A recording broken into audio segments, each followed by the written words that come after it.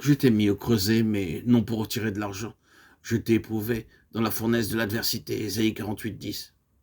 De prime abord, ce verset n'est pas très réjouissant car personne n'aime l'affliction. Le Seigneur dit, voici, je te purifierai, parce qu'il désire que nous soyons saints, comme il est saint. Le but le plus élevé de Dieu, c'est de nous rendre participants de sa sainteté.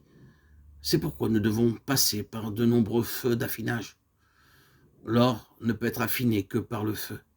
Bien plus, le feu doit agir par-dessus et par-dessous. De même, les perles et les diamants doivent subir de grandes pressions et souffrances pour devenir ce qu'ils sont. Lorsque Dieu nous choisit, il nous place devant une norme très élevée, car il désire que nous soyons saints, sans tache, ni souillure d'aucune sorte. Il désire que nous soyons bien plus glorieux que les anges, c'est pourquoi il nous fait passer par une fournaise d'affliction. C'est ainsi que Dieu nous prépare pour notre haute vocation. Dieu utilise différents moyens à différentes périodes pour nous affiner. Mais nous devons tous être affinés selon la méthode seule de Dieu. Alors seulement nous pouvons atteindre la norme de la sainteté de Dieu. C'est par les afflictions que Paul devint un vase puissant. Je ne pense pas que Dieu utilisa quelqu'un autant que lui.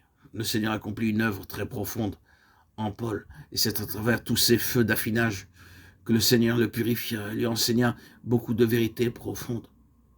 D'abord, le Seigneur l'emmena au désert, et à travers toutes ces choses, Dieu put déverser en lui des révélations et des mystères divins. Il a rendu ma bouche semblable à un glaive tranchant. Il m'a couvert de l'ombre de sa main. Il a fait de moi une flèche aiguë. Il m'a caché dans son carquois. Et il m'a dit, tu es mon serviteur Israël, en qui je me glorifierai. Ésaïe 49, 2 et 3. Le Seigneur nous a appelés, vous et moi, dès le sein de notre mère. Et c'est lui qui nous a choisis. Jérémie 1, 5, Galates 1, 15. Peu importe que nous soyons nés dans une famille riche ou pauvre, en tant qu'enfants de Dieu, nous sommes choisis avant notre naissance. Son plan est un plan parfait. Dieu désire que nous soyons ses serviteurs. Ses paroles ne s'adressent pas aux prédicateurs seulement, mais à tout croyant.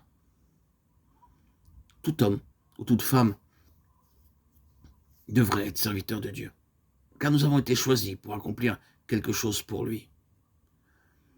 Chacun de nous, nous pouvons être utilisés pour apporter la parole de Dieu si nous croyons que Dieu peut nous utiliser comme son porte-parole, pour aider des personnes en difficulté, pour les encourager, les sauver. Nous pouvons utiliser la parole dans la prière si, de nous-mêmes, nous ne pouvons rien dire. Vous pouvez être utilisé parmi vos amis en leur communiquant quelques paroles de la Bible qui seront d'un grand profit à quelqu'un dans la tristesse, les larmes et la détresse. Demandez au Seigneur de vous donner un message pour quelqu'un et de vous utiliser comme son porte-parole. Entre les mains de Dieu, les paroles d'un croyant sont comme des flèches aiguës, cachées dans un carquois. Nos paroles doivent être comme cela. Ne prononçons pas des paroles oiseuses. Lorsque nous allons de lieu en lieu, nous devons communiquer les paroles de Dieu comme témoignage.